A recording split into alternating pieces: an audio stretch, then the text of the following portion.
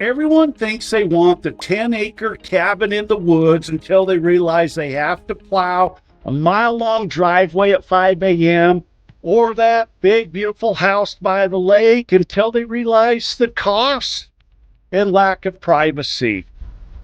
There's a massive difference between the North Idaho fantasy and the North Idaho lifestyle. In this video, I'm going to show you where people actually put their money once they get their boots on the ground and feel the vibe of these towns.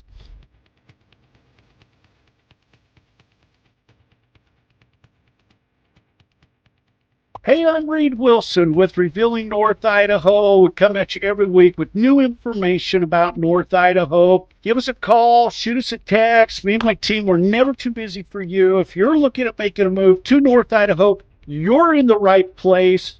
Long-time Idaho resident, been here my whole life, been here in North Idaho the last 10 years, and been a licensed realtor for the last 20 years here in Idaho. Now, today we're going to talk about why the dream doesn't always match up with where you end up buying. Almost no one ends up buying where they start looking here in North Idaho. And that is not an exaggeration. After more than 20 years working with relocation buyers, I can tell you there is a clear pattern. People come in convinced they know exactly where they want to live. They have spent time here, they tour, they ask better questions, and they end up typically somewhere else. There's a reason this happens, and it surprises most people.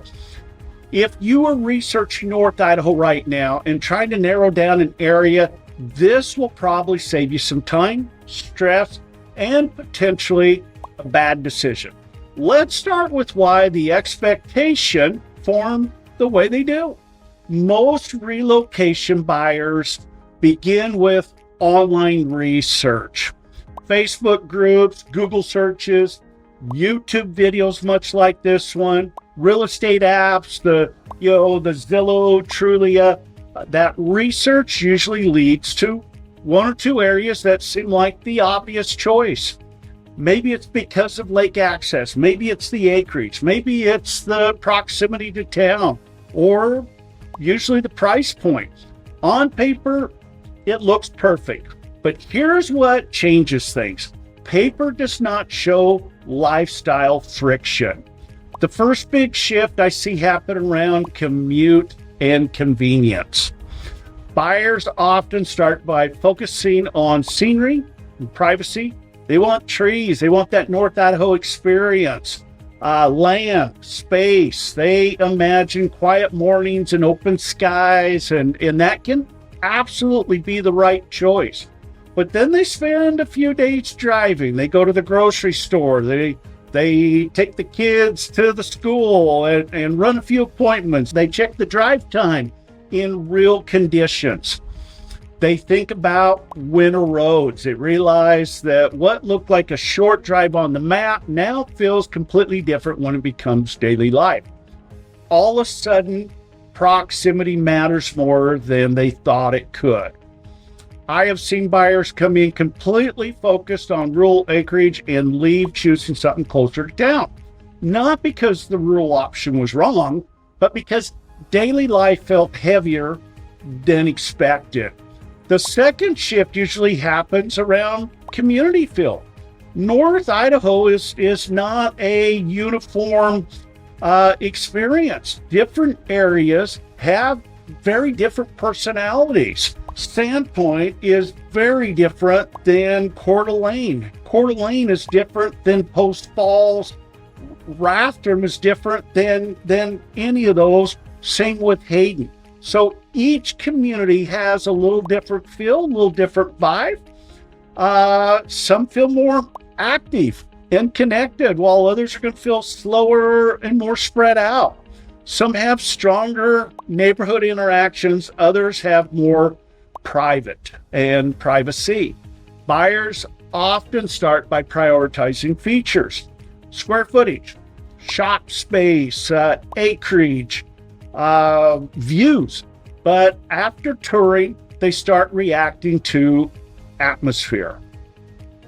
They will say things like, this just feels right, or this area feels too isolated, or I didn't expect this part to be so busy, which I get a lot in the downtown Coeur area. That reaction is hard to predict from a listing. The third shift that I see has to do with budget clarity. When people start researching from out of state, they often build expectations based on photos and averages. They assume their budget will stretch a certain way across all areas. Once they start touring, they realize that the same budget can mean very different things depending on where they are standing. Condition changes, lot sizes change, access changes, future resale dynamics change. And that is where decisions start getting more strategic. Instead of asking, where did I think I wanted to live? Buyers start asking, where does my budget create the strongest long-term fit? That question almost always leads to an adjustment. Another factor people underestimate is seasonality. If you visit in the summer, everything feels open and accessible. It's beautiful. Roads are clear. Water is visible. Outdoor activity is everywhere.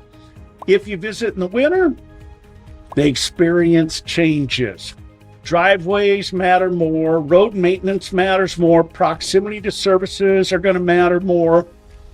Buyers who experience one season tend to revise their location preferences based on understanding the full picture.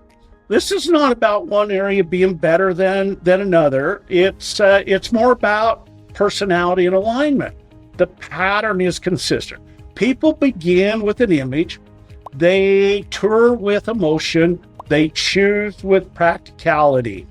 And that is not a bad thing. It is actually a healthy evolution in this whole process of relocating and buying a home. The buyers who struggle are the ones who took themselves into an area before they understand how it functions day to day. The buyers who do well stay flexible.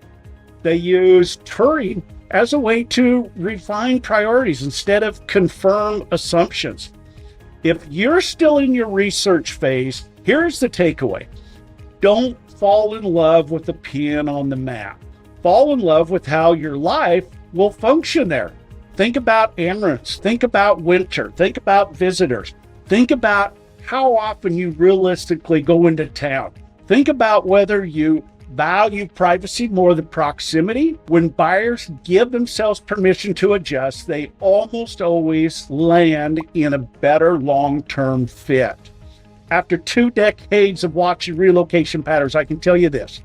The initial area that catches your attention is often just the starting point. The real decision happens once you understand how North Idaho actually operates.